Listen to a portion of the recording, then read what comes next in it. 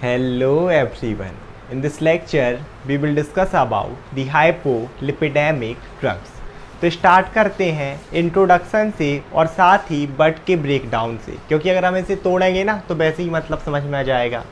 पहला जो वर्ड है दैट इज़ हाइपो। हाइपो का मतलब होता है कम या फिर लो। सेकेंड जो है दैट इज़ लिपे। लिपे निकला है लिपिड से, आपके फैट्स हो गए, ऑयल हो गए।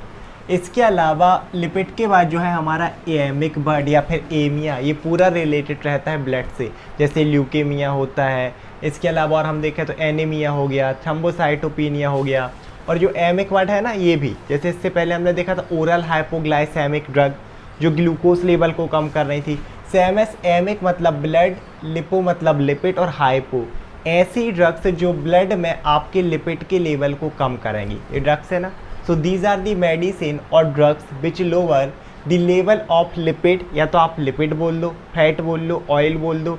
इसके साथ साथ lipoprotein, means lipid plus protein जब दोनों बाइंड है उसके लेवल को कम करेंगी। इसके बाद अगर आगे देखें तो इनका बहुत ही इंपॉर्टेंट रोल है किस चीज़ में। These have the potential to prevent, इनके पास एक क्षमता है किस चीज़ को प्रिवेंट करने की, कार्डियोवैस्कुलर डिसीज़। कार्डियोवैस्कुलर डिसीज़ कैसे, अब देखो उस चीज़ को समझो।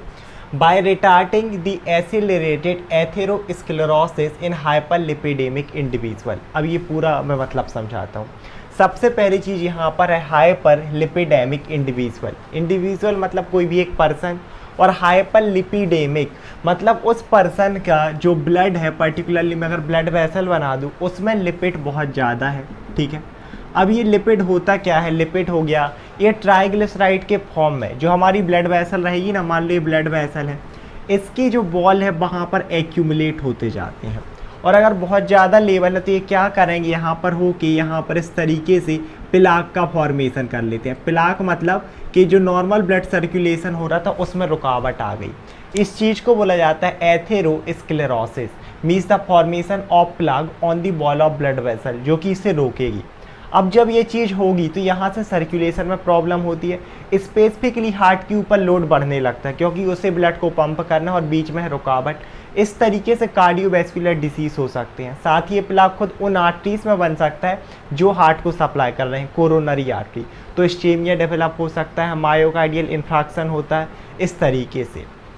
तो क्योंकि ये क्या करेंगे कि ये जो ड्रग्स रहेंगी इस लिपिड लेवल को ही कम कर देंगी, तो यहाँ पर अब जो ये प्लाक का फॉर्मेशन है वो नहीं होगा और आपका हार्ट नॉर्मली अच्छे से फंक्शन करेगा। स्पेसिफिकली जो कार्डियोवैस्कुलर डिसीज़ कॉज करता है ना, वो होता है आपका low density lipoprotein. Low density lipoprotein LDL हम बोलते हैं। इसके अलावा जो हाई डेंसिटी लिपोप्रोटीन है वो एक हिसाब से गुड रहता है क्योंकि वो इस चीज़ का बिल्डअप नहीं होने देता बल्कि मूव करवाता है। लेकिन जो लो डेंसिटी लिपोप्रोटीन है वो इस प्लाक फॉर्मेशन में, एथेरोस्क्लेरोसिस में बहुत ज़्यादा इंपॉर्टेंट रोल प्ले करते हैं। तो ये हमारी इनकी इंपॉर्टेंस है कि कार्डियोवैस्कुलर डिसीज़ को प्रिवेंट कर सकते हैं। इसके अलावा आगे देखें तो क्लासिफिकेशन 4-5 सब टाइप है। पहला रहता है HMG कोए रिडक्टेस, है ना, पर्टिकुलरली एक एंजाइम रहेगा। इसके अलावा से हम बोलते हैं स्टैटिन्स, है ना, इन जो ड्रग्स हैं हम बोल देते हैं स्टैटिन्स। जैसे इसके अंदर आ गई आपकी लोबास्टैटिन, सिम्बास्टैटिन।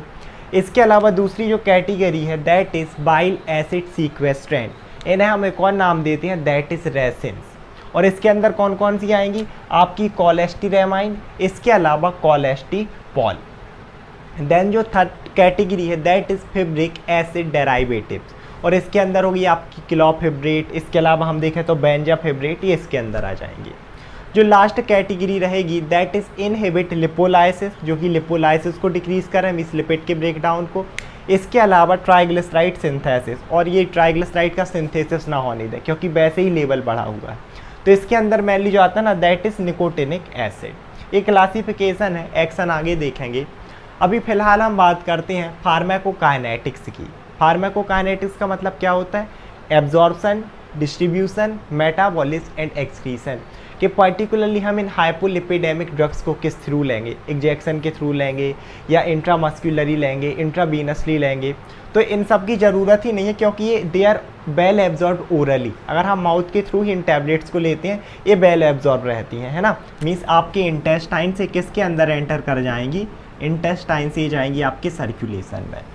जैसे ही सर्कुलेशन में जाएंगी स्पेसिफिकली तो प्लाज्मा प्रोटीन के साथ बाइंड होंगी और देन पूरे ब्लड के थ्रू हमारी पूरी बॉडी में डिस्ट्रीब्यूट होती हैं और इनका मेन टारगेट होता है लिवर, तो वहाँ पर जाएंगी। इसके बाद आता है मेटाबॉलिज्म। तो मेनली मेटाबॉलिज्म आपका लिवर में ही होगा क्योंकि मैक्सिमम जो मेटाबॉलिज्म होता है यही होता है। देन जब ये अपना फंक्शन परफॉर्म कर लेंगी, इनका जो वेस्ट प्रोडक्ट बचेगा वो यूरिन के थ्रू हमारी बॉडी से बाहर, तभी आप कोई भी ड्रग्स लो यूरिन का कलर या तो आपको येलोइश मिलेगा, रेडिश मिलेगा, क्योंकि उसके साथ वेस्ट प्रोडक्ट भी बाहर जाते हैं। इसके बाद अब जैसे मैंने बता ही दिया कि इसका यूज़ क्या रहेगा, मेनली कार्डियोवैस्कुलर डिसीज़ को प्रिवेंट कर रही है। कुछ और भी इसके इंडिकेशंस हैं या फिर यूजेस हैं। जैसे सबसे पहला यूज़ है फैमिलियल हाइपर कोलेस्ट्रोलेमिया। देखना समझना, फैमिलियल का मतलब होता है जेनेटिक इनहेरिटेड, जो कि एक फैमिली में रन करता है। मीन्स दादा से पापा जी में आ गया, फिर उनके बच्चों में आ रहा, फिर उनके ही बच्चों में आ रहा, तो ये जेनेटिक है, इनहेरिटेड है। Means transmit from one generation to another generation. दूसरी चीज़ हाइपर मतलब ज़्यादा, कोलेस्टेरॉल ये निकला कोलेस्ट्रॉल से, लिपिड का ही एक टाइप है, आप समझ लो। और ये जो फिर से मियाँ मीन्स ये ब्लड से रिलेटेड। तो अगर किसी के ब्लड में एक ऐसा चल रहा, मतलब एक फैमिली डिसऑर्डर है कि सभी पर्सन में जो कोलेस्ट्रॉल का लेवल है ब्लड में ज़्यादा है, मीन्स ये पर्टिकुलरली आप लिपिड ही बोल सकते हो कि लिपिड ज़्यादा है, तो उस कंडीशन में हम इनको यूज़ करते हैं ताकि लिपिड लेवल कम रहे, कार्डियोवैस्कुलर डिसीज़ ना हो, स्ट्रोक ना हो, हार्ट अटैक ना हो पर्सन में। नेक्स्ट जो कंडीशन है दैट इज़ मिक्स्ड लिपिडीमिया। इसमें लिपिडीमिया में क्या होता है कि कोलेस्ट्रॉल हो गए, साथ ही साथ फैटी एसिड हो गए। फैटी एसिड सिंपलेस्ट फॉर्म है लिपिड का, इनका लेवल इंक्रीज होता है और ये भी इनहेरिटेड है, मीन्स एक पर्सन से दूसरे पर्सन में ट्रांसमिट होगा। देन थर्ड कंडीशन है हाइपर ट्राइग्लिसराइडेमिया। इसमें क्या होता है, हाइपर मतलब ज़्यादा और ट्राइग्लिसराइड और एमिया, ट्राइग्लिसराइड होते हैं आपके लिपिड का ही सबसे कॉम्प्लेक्स फॉर्म, हमारी बॉडी में जो फैट स्टोर है इन दी फॉर्म ऑफ ट्राइग्लिसराइड। तो अगर ट्राइग्लिसराइड हमारे देख एडिपोज टिश्यू में रहता है, लेकिन अगर एडिपोज टिश्यू की जगह ब्लड में ज़्यादा हो रहा है तो फिर से वही प्लाक का फॉर्मेशन प्रॉब्लम। दैट्स वाई इस कंडीशन में भी हम इन ड्रग्स का यूज़ करते हैं ताकि इनका लेवल डिक्रीज हो जाए। अब बोलोगे भैया डिक्रीज लेवल होता कैसे है, कहीं ना कहीं इनका ब्रेक डाउन होकर हमारी बॉडी ने एनर्जी प्रोडक्शन में यूज़ कर लेगी, कुछ होता है यूरिन के थ्रू बॉडी के बाहर चले जाएगा और इस तरीके से इनका लेवल हमारी बॉडी में कम होगा, प्लाक बिल्डअप नहीं होगा और इससे कोई भी कार्डियोवैस्कुलर डिसीज़ नहीं होगा। इस सब के जो अलग अलग एक्शन है वो हम आगे कवर करते हैं। अब हम देखते हैं फार्माकोडायनेमिक्स ऑफ हाइपोलिपिडेमिक ड्रग्स।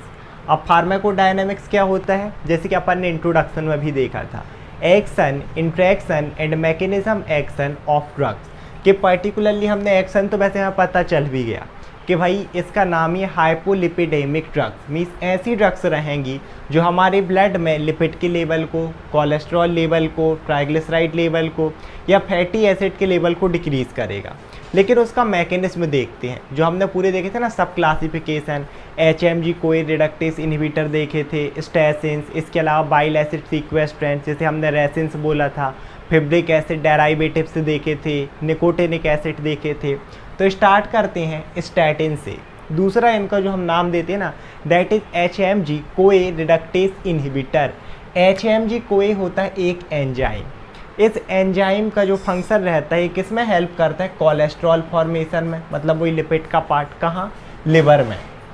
तो इनका जो नाम है HMG कोए रिडक्टेस इनहिबिटर, इस एंजाइम को, जो रिडक्टेस एंजाइम है इसे ही इनहिबिट कर देंगे। तो लोवास्टैटिन हो गई, इसके अलावा हमने देखा था सिम्बास्टैटिन या और भी जो अदर ड्रग्स हैं, जैसे ही पर्सन इनको लोग लेगा दे इनहिबिट HMG कोई रिडक्टेस एंजाइम, और क्योंकि इस एंजाइम को ही इनहिबिट कर दिए तो अभी कोलेस्ट्रॉल फॉर्मेशन में हेल्प नहीं कर पाएगा, means it reduce the production of cholesterol in the liver. और अगर हम ये ड्रग्स ना देते तो ये एंजाइम अपना फंक्शन करता और ज़्यादा कोलेस्ट्रॉल बनता, फिर लिवर उसी कोलेस्ट्रॉल को ब्लड में रिलीज़ कर देता और लिपिड का लेवल और ज़्यादा बढ़ता। इसके बाद जो सेकेंड है दैट इज़ रेसिन्स, इन्हें हम बाइल एसिड सीक्वेस्ट्रेंट्स भी बोलते हैं ना, जिसमें कोलेस्टीरेमिन, इसके अलावा हमने देखा था कोलेस्टिपॉल, इस तरीके से। अब ये क्या करेंगी, they reduce the bile acid pool. एक तो क्या करती है, बाइल एसिड जो होते हैं, बाइल एसिड पूल हमारी बॉडी में, उनको रिड्यूस करेंगी। दूसरी चीज़ increase bile synthesis by converting cholesterol into bile acid. ये क्या कर देंगे, हमारी बॉडी में बाइल जो पूल थे उनको डिक्रीज कर दिया है और अब बाइल एसिड का सीक्रेशन इंक्रीज करेंगे या सिंथेसिस, कहाँ से, लिवर से। अब ये जो बाइल एसिड का सिंथेसिस होता है इसमें किसका यूज़ कर देते हैं, कोलेस्टेरॉल का। So by converting cholesterol into bile acid, simple सी बात है कोलेस्ट्रॉल भी किसका फॉर्म है, लिपिड का, क्योंकि कोलेस्ट्रॉल किस में कन्वर्ट हो जा रहा है, बाइल एसिड में। और बाइल एसिड आपके इंटेस्टाइन में जाएगा, डाइजेशन में हेल्प करेगा और देन स्टूल के थ्रू, यूरिन के थ्रू हमारी बॉडी से बाहर जाएगा। ले दे के हम देखें तो हमारा कोलेस्ट्रॉल कन्वर्ट हो गया है बाइल एसिड में और कोलेस्ट्रॉल का लेवल हमारे ब्लड में हो गया है decrease. So leading to decrease serum या फिर आप बोल दो ब्लड कोलेस्ट्रॉल लेवल। इसके बाद जो नेक्स्ट एक्शन रहेगा वो थे हमारे फिब्रिक एसिड डेराइवेटिव्स का, जिसके अंदर हमारी क्लोफिब्रेट थी, बेंजाफिब्रेट थी और भी होती हैं। ये क्या करेंगी, पहली चीज़ decrease production of triglyceride into liver. Liver ही क्या करता है, सिंथेसिस ऑफ ट्राइग्लिसराइड। और ट्राइग्लिसराइड का सिंथेसिस किससे होता है, अगर आपकी बॉडी में एक्सेसिव अमाउंट ऑफ प्रोटीन है या कार्बोहाइड्रेट है, कि एक पर्सन है बहुत ज़्यादा खाना खाते जा रहा, इसलिए बोलते कि आप प्रॉपर एक्सरसाइज करो, और वो एक्सरसाइज ही नहीं कर रहे एक पर्सन। अब क्या होगा कि कार्बोहाइड्रेट यूज़ हो ही नहीं रहा, वो रखता रखता लिवर उसे कन्वर्ट कर देता है ट्राइग्लिसराइड में, और फिर इसी ट्राइग्लिसराइड को ब्लड में रिलीज़ करने लगता है। और फिर से वही चीज़ कि हाइपरलिपिडेमिया, हमारी बॉडी में लिपिड लेवल बढ़ गया, प्लाक फॉर्मेशन हो गया, एथेरोस्क्लेरोसिस, हार्ट अटैक आ रहे हैं। इसीलिए बोलते हैं कि फैट ज़्यादा स्टोर भी नहीं होना चाहिए। इसके बाद जो सेकेंड, तो ये क्या कर देंगे, they decrease production of triglyceride into liver. ये हमारे लिवर में ट्राइग्लिसराइड का सिंथेसिस नहीं होने देंगे, जो कार्बोहाइड्रेट है, जो भी चीज़ें हैं उनको ऐसे ही प्रोडक्शन ऑफ एनर्जी में यूज़ करवाएंगी। इसके अलावा increase break down of triglyceride into bloodstream. अब बोले कि भाई एक जगह सिंथेसिस रुक रहा है, यहाँ ब्रेक डाउन इंक्रीज हो रहा, फिर तो ये गड़बड़ हो जाएगा। लेकिन दोनों में डिफरेंस है, लिवर में सिंथेसिस को रोक रहा, क्योंकि लिवर फिर बाद में वो कर देगा, इसको ब्लड में ही रिलीज़ करेगा, इसीलिए इसने सिंथेसिस को ही रोक दिया कि आप कार्बोहाइड्रेट को लिपिड में मत बदलो, हमारी बॉडी कार्बोहाइड्रेट को एनर्जी के फॉर्म में यूज़ करेगी।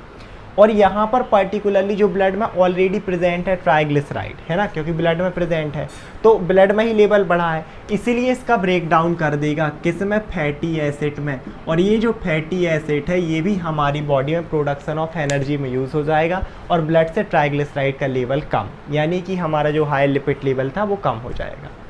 नेक्स्ट जो एक्शन रहेगा निकोटिनिक एसिड डेराइवेटिव्स का, इसका भी क्वाइट सिमिलर है। पहली चीज़ कि लिवर में ट्राइग्लिसराइड के सिंथेसिस को रोक देगा, रिड्यूस कर देगा।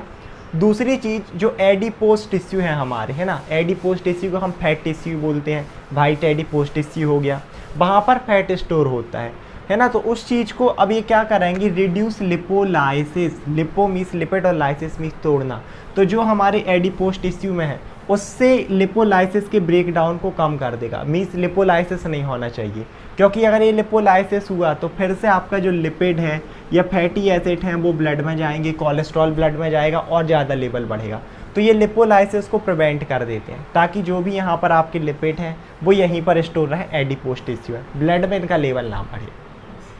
इसके बाद ये थे हमारे पूरे एक्शन क्लासिफिकेशन सब कुछ। अब हम बात करते हैं ADR की, एडवर्स ड्रग रिएक्शन, कि इससे हमें क्या क्या दुष्प्रभाव देखने के लिए मिल सकते हैं।